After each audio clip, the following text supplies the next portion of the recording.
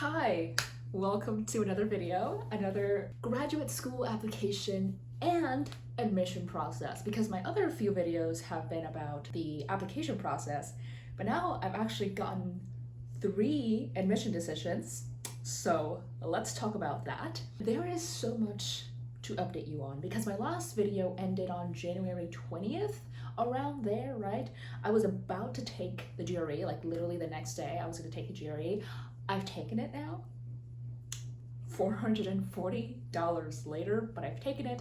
If you want to see that process, if you want to see the video where I took it, I'll link it up here and down below. Since then, literally more than 2 months later, because it is now March 27th, I finished all of my applications and have received admissions decisions. But first, let's take it back to January. In January, after I filmed that video, I studied for the GRE, took it. That was a trip and a half, okay? A trip and a half. I don't want to ever do that ever again. I received an admission letter, an acceptance letter.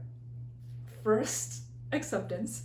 I received an acceptance letter from one of my top schools. This was January 31st. On January 31st, I received an acceptance letter from one of the schools that I applied to in San Antonio. Now, this is my top school, one of my top schools, solely because of location. At the end of the video, I'll talk about my requirements for what kind of school I want to go to. And the reason I want to go to this school is because it is in San Antonio. It is like in downtown, like quite literally a walk away from downtown. And when I went to visit San Antonio twice, I loved downtown. I was like, I need to be here. Very happy that they accepted me. However, I have some issues with them. That was in January. February 7th, I took the GRE. I took the GRE, whatever. And I finished up things I needed to do for my application. I paid an application fee for one of the schools, and then I received an admission decision a month and almost 3 weeks later, which is today. February 12th, I paid a fee for a background check from another school. They required a background check. I needed to pay a $45 fee on top of the fee for the application, right? And I also filled out a form for them. And their deadline was a month away, and I was actually at this point, I was like, oh, I'm gonna finish all my applications by the end of the month. Right. As if life was that simple, right? February 21st, one school that required the GRE received my GRE scores, and they sent my application for departmental review. And I kind of vlogged a little bit about it, and I'll show you. Hi, it is Wednesday, February 21st, and I woke up to some great news today. Another school has all my stuff, and they submitted my application to the department for review.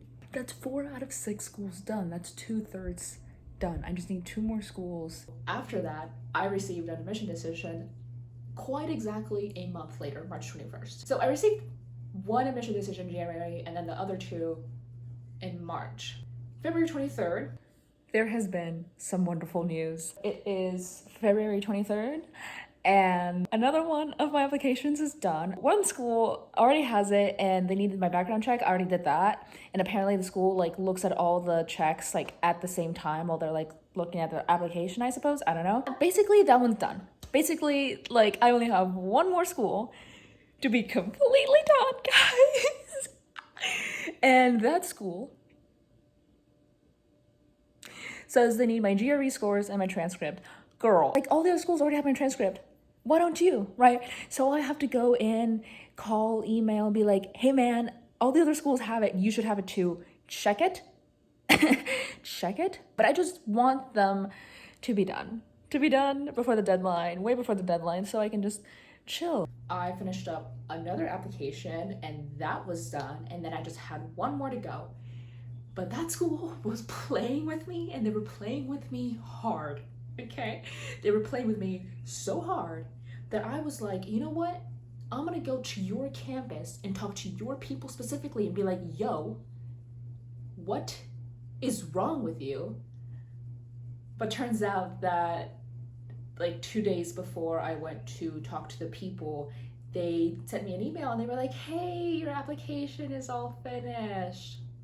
So I went. I mean, I didn't go for nothing. I went because I wanted to talk to the faculty. So March 7th, 1 month after taking the GRE, I went to a graduate school fair because it was close to my hometown. It's like in the area, it's in the vicinity. I went to a graduate school fair and talked to the director of the Master of Arts in Clinical Psychology. And she said specifically to my face, to everybody there, because there was a lot of people there, okay? It was like a crowd. I was like, oh God. And they were like, yeah, no, we're gonna actually waive the GRE manually. We're gonna manually waive. I know it says on the website and the application that you need the GRE scores, but we're just gonna waive it.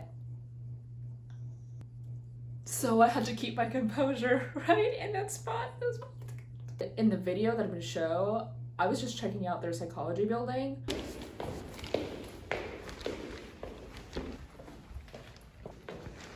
Their psychology department, like the physical space of it, is quite literally like a quarter of a floor in a building. So I don't know how comfortable I feel about that. March 21st, I got an admission decision from another school. Hallelujah, almost 2 months after my first admission decision, I got another one. I basically am in a limbo state with them because I didn't get accepted and I didn't get rejected. I'll talk about it a little bit in the vlog. Well, hello. I woke up to some news and I got a notification from one of the schools that I applied to about my admissions decision. One, this is one of the schools that require the GRE. This is one of the schools that put me through hell and back. Okay. I don't know if they waived the GRE score. They might have actually used it, and that's why I did not get rejected. So, hallelujah, I didn't get rejected. And it's a very competitive program, apparently. It says so on their website. They're like, oh, this is a competitive program. There's only limited spots. I got on their wait list, basically, on their second choice list. So they have a first choice list with like the cohort that they want. And then if that cohort has other offers and they decline this offer, I'm on the list to get, an actual offer from the university. I applied to one in Houston. That's the one that put me on their second best list.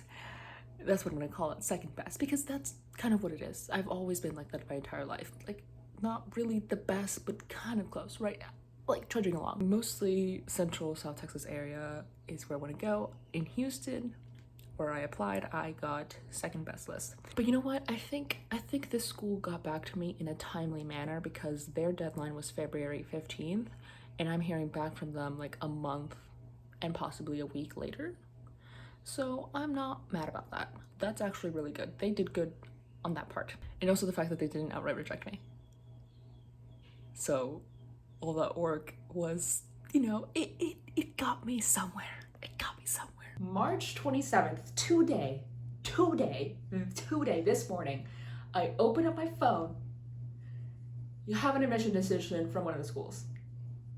Because what do you do when you get that kind of notification on your phone? What do you do when you get that message? You're like, oh, so this school is in North Texas. To be honest with you, if I get in or not to a school in North Texas, I'm not going. Period, point blank, I'm not going because I do not want to live there at all. Now, you might say, hey, so then why did you apply?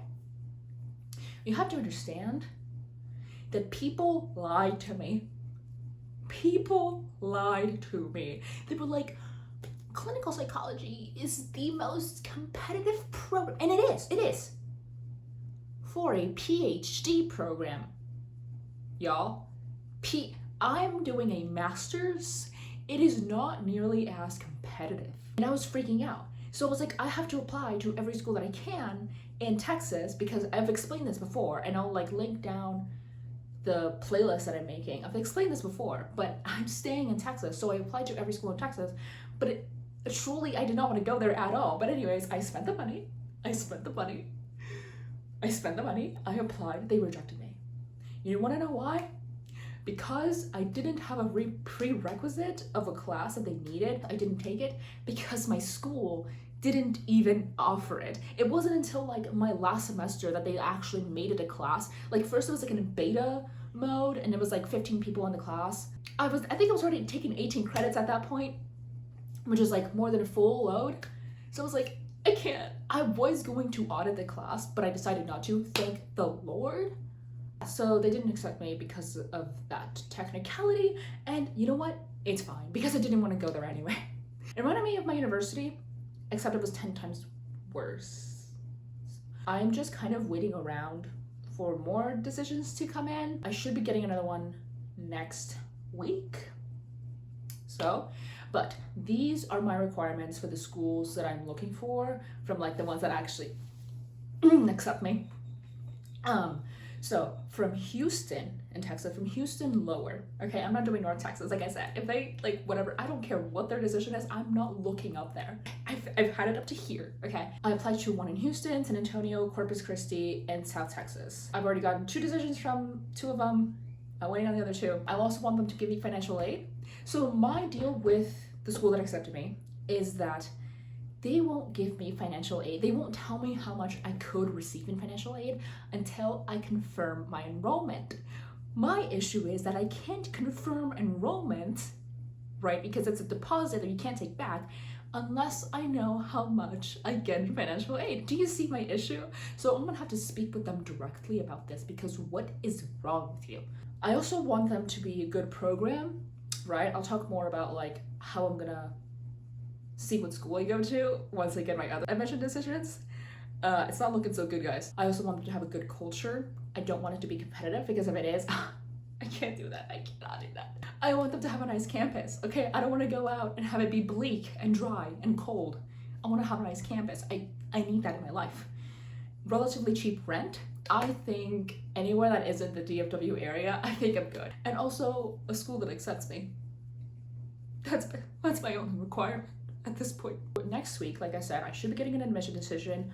I'm also expecting an admission decision from my second choice in April, hopefully, because their deadline was like March 1st.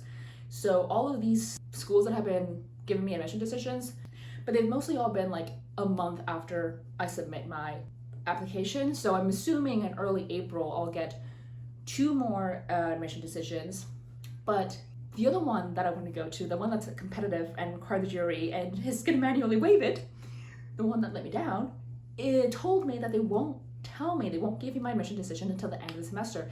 That could be by the end of April or early May. It's really hard to determine if you're gonna get in or not with the way things work around here. So everything's just up in the air. Can you believe it? It's about to be April, and in about 6 months or so, maybe less, I'll have to move to wherever I'm gonna go to grad school and start grad school. Like, it was just a fun little game. It was just like, oh yeah, I'm applying to grad school, you know. But I actually then have to go to... Anyways, I will definitely make an entire video about my process. I just have to sit down and compile everything, because I've been taking meticulous notes about everything that I do. So it's gonna be a long video, or I'm gonna break it up into parts. I don't know, but definitely expect that coming. And my next video is gonna be about my hobbies. And I have hobbies. This is a hobby. Is that sad?